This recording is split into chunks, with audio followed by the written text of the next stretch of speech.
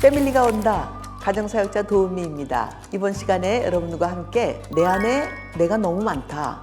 이런 주제를 가지고 모국어에 대한 이야기를 좀 더 설명해 보려고 합니다. 모국어는 그 사람이 경험한 언어입니다. 라고 설명드렸죠.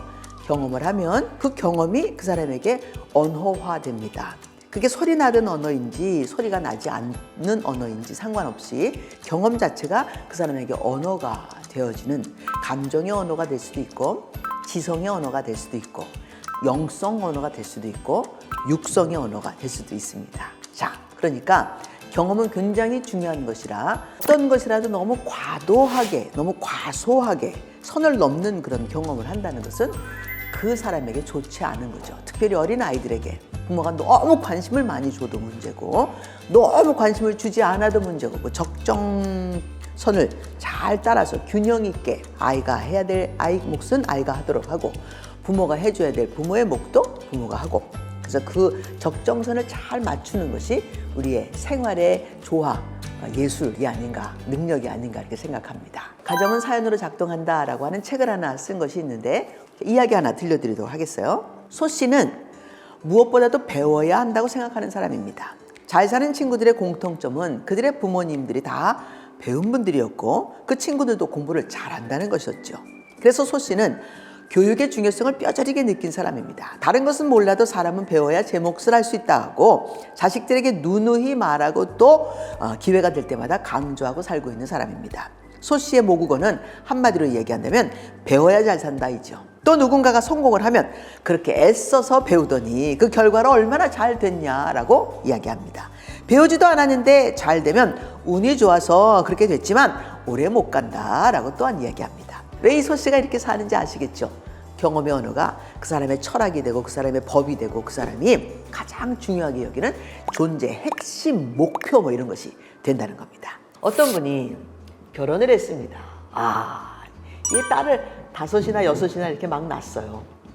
딸을 낳은 이유 중에 하나는 아들 하나 얻고자 해서 이렇게 자식을 낳은 겁니다. 많은 이 딸들은 삶의 의미가 이 아들 하나 낳는 것에 있어요. 너무 속상해하기도 하고 속상해했지만 이걸 버젓이 이야기하는 부모님이었다는 거죠. 아버지는 특별히 이 딸들 중요하지 않다. 아들 하나 이게 중요한 거야. 니들 얘한테 잘못하면 니들 나한테는 없어. 그래서 이 아들은요, 자기가 굉장히 똑똑해야 될 뿐만 아니라 자기가 굉장히 성공해야 될 뿐만 아니라 자기는 굉장히 착한 아들이어야 될 뿐만 아니라 이 모든 것들 좋은 거라는 좋은 것은 몽땅 다 가지고 있는 그런 사람이죠. 그런데 이 아들이 결혼을 했으면 정상적인 사람이라면 가정이 굉장히 중요하다는 걸 아는 어떤 여자하고 결혼했어야 되는데 자기 마음만 믿었죠. 다 가정이 중요하다고 생각했을 거예요. 모든 사람은 다 자기 같다고 생각을 한 거예요. 결혼했습니다. 자식 하나 낳았어요. 아들 딱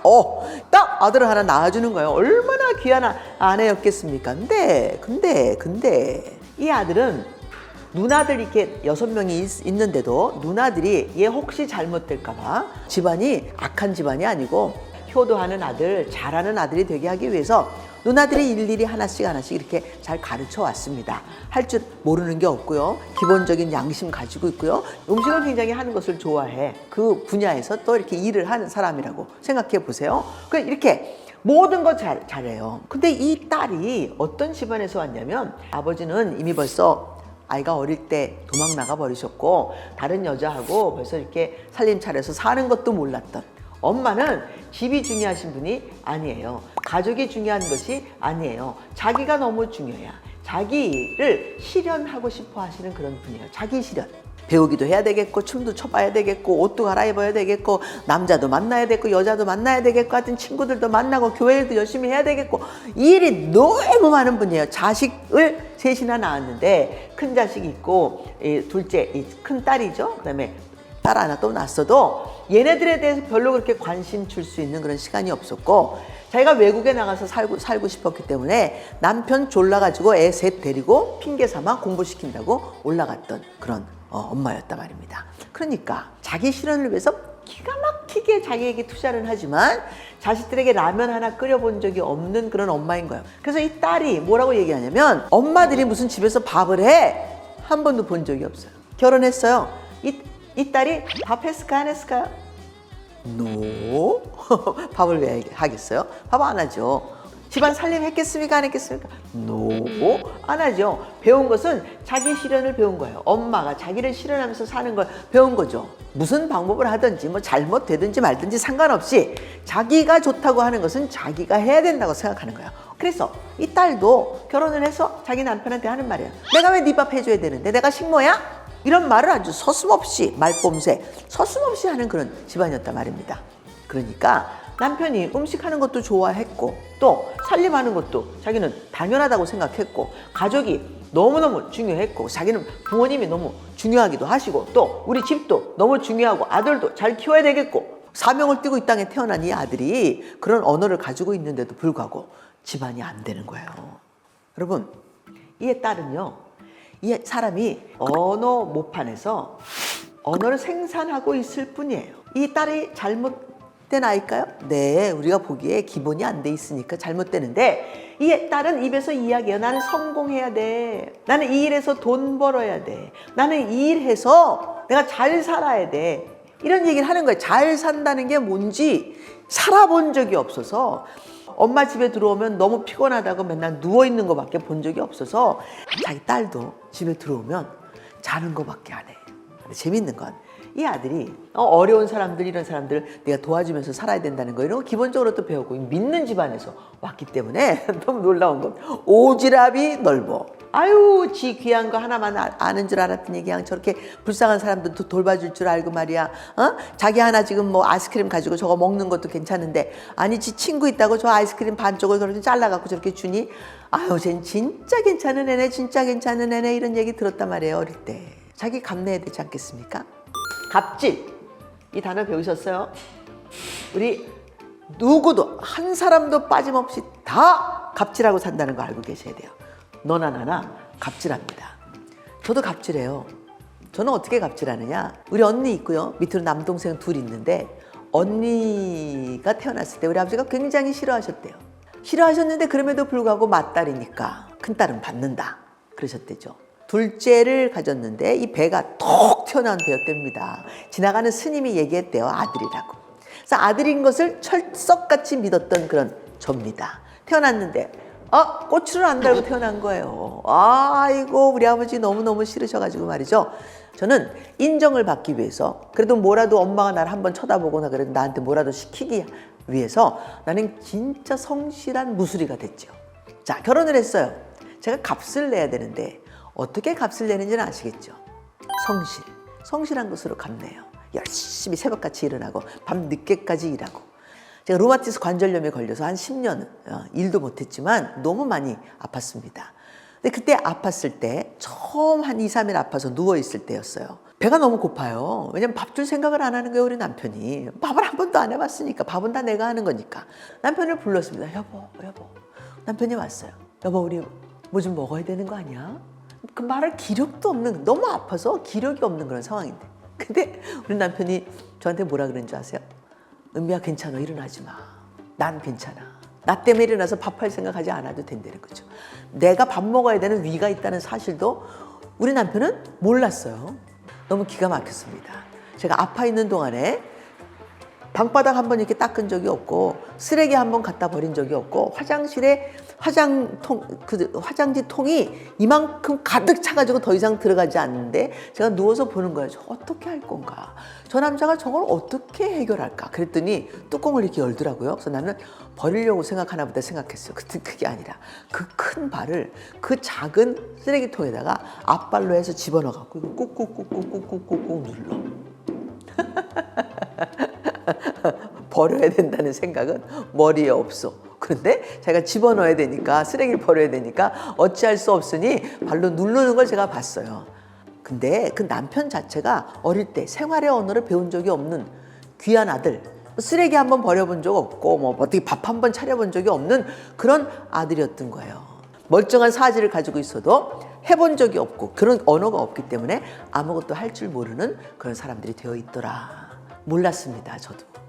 이렇게 모국어가 우리의 인생 가운데 사사건건 구석구석이 작동하고 있을 줄 말이죠. 그러므로 언어 모판이 만들어져서 언어가 생산이 되면 여기에 언어 사전이라는 것이 만들어집니다. 언어 사전. 언어 사전이 만들어지면 그 사람 속에 내면의 언어가 만들어지는 거랑 똑같아요. 내면의 언어는 내면의 사람을 만들어요. 모판이 만들어지고 언어가 생산이 되죠. 그래서 언어 생산을 하면 언어 모판은 마치 언어 생산 공장 같은 거예요. 여기서 언어를 생산하는데 말씀드렸죠? 여기다 언어를 이렇게 심었다는 거. 그러므로 이 언어 심은 이 언어 하나가 내 속에 단어들을 정의해줘요. 사랑이 무엇이냐? 물어봐. 그러면 나는 거기에 대해서 뭐라고 대답을 하는 거예요. 사랑의 5가지 언어라고 하는 책도 있어요. 여러분들 한번 기본적으로 읽어보셔야 되는 책들이지만 5가지 언어만 있는 것은 아니에요. 그런데 거기서 소개하는 것이 뭐냐? 나하고 같이 있어주는 게 사랑이죠. 사랑한다면 내 옆에 같이 있어주는 거지. 나하고 같이 밥 먹고, 나하고 같이 TV 보고, 나하고 같이 이야기하고, 나하고 같이 팔짱 끼고 걸어다니고, 그런 거지. 나 사랑한다면서 좀 일찍 들어와서 나하고 좀 함께 있어. 이게 사랑의 언어. 또 어떤 사람은 그런 거 안 해줘도 되니까 열심히 때 맞춰서 내가 필요한 것들을 착착착착착착 돈 필요하다고 생각되면 돈도 탁 주고, 이게 공급해 주는 거, 그게 중요하다는 거예요. 냉장고 비어있는 것 같으면 냉장고 딱 집어넣어 주고 서비스 하라는 거죠. 서비스 언어가 사랑입니다. 이렇게 얘기하는 사람들도 있어요. 그런데 이 모판에서 어떻게 언어를 생산하고 있으며 그것을 어떻게 정의하고 있는가. 정의. 자, 우리 집은 우리 엄마가 밥을 차려줘도 우리는 시간밥 먹는 집이었기 때문에 12시 땡 되면 이미 밥이 딱 차려져 있어요. 와라! 그러지 않아도 우리는 가서 앉았어요. 그런데 너무 놀라운 사실은 식사하세요라고 말씀을 드려도 안 나오시는 거예요. 이 집은 시간밥을 먹어본 적이 없는 집이야. 제가 한번 어머니가 밥하는 거 봤더니 아직 시작도 안 하셨어. 국도 끓지도 않았어. 그런데도 밥을 계속 하시면서 밥 먹어라 이렇게 말하시면서 밥을 하시는 분인 거예요. 나는 밥 먹어라라는 말이 탁 나오는데 어머 벌써 밥이 이렇게 벌써 됐어? 너무 급해가고 후다다다닥 하고 앉았어요. 그때 막 타이핑 치고 숙제 내야 되는 그런 때였어요. 어머니가 아무것도 차려놓지 않은 상태에서 밥 먹어라. 이야, 나는 진짜 이런 집구석이 있는지 몰랐습니다. 혼동이 너무 컸어요. 모국어가 언어 모판을 만들어요. 그래서 맨날 똑같은 말을 생산해내는데 그 똑같은 말들이 어떤 의미가 있는가에 대해서 알아서 자기가 정의를 내는 상태란 말이죠. 그래서 재밌는 건 이 언어 사전이 딱 이렇게 정리가 되면 이 모국어서부터 시작해서 탁 세팅이 맞춰진 거예요. 이렇게 딱 세팅. 그 사람의 사고 체계 가 딱 정해진 거예요. 그 사람이 어떤 사람이 될지 판이 쫙 깔렸다 그 말입니다. 자, 이렇게 판이 깔리면 어떤 일이 생기는가? 내면의 언어가 생기고 내면의 사람이 생겨요. 내면의 사람이 생긴다는 말이 뭐냐? 여러분 다중인격장애 이런 거 들어보셨죠? 다중인격장애. 다중인격장애가 왜 다중인격장애인 줄 아세요? 모판이 여러 개 있다 그 말이에요. 이런 종류의 모판이 있는가 하면 저런 종류의 언어를 사용하는 모판이 따로 있다. 그 얘기를 하는 게 이 다중인격장애란 말입니다. 어떤 집에 아들이 효자였어요. 효자, 착한 아들. 근데 이 아들 속에는 착한 아들이 없었어요. 근데 어머니가 아버님이 매일 얘기하는 건 우리 아들 착하다, 우리 아들 착하다. 아유, 쟤 좀 보세요. 아니 장난감 저 친구가 달라니까 저거 그냥 이렇게 주잖아요. 아직 주지도 않았는데 엄마가 얘기하는 거야. 그러니까 주되니까 착해야 되니까 줬어. 부모님 때문에 어쩔 수 없이 착한 아들을 했던 그런 모판을 가지고 있었던 아들이에요. 그런데 부모가 없을 때 착한 아들이 나타나는가? 안 나타난다는 거예요. 착한이라는 단어하고는 아무런 상관이 없는 그런 사람이 거기 있는 거죠. 그래서 집 안에 들어오거나 엄마 아버지가 같이 이렇게 활동하고 있는 그런 생활 반경에서는 착한 아들 노릇을 합니다. 그런데 부모님이 모르는 어떤 환경 가운데 이렇게 들어간다거나 가족이 아닌 어떤 낯선 사람들 가운데 들어가면 얘보다 못된 아이가 없는 거예요. 너무 못된 아이인 거예요. 자, 이 두 모판이 한꺼번에 한 사람 안에서 작동할 수 있느냐? 네. 작동할 수 있어요. 한번 보세요. 지금 둘이서 살고 있어요. 처음으로 결혼 41년 만에 처음으로 같이 살아본 적이 한 3년쯤 되는 것 같아요. 3년 동안 둘이서 살고 있는 동안에 내가 누누이 남편한테 한 말이 있어요. 여보, 나 식모되게 하지 말아줬으면 좋겠어요.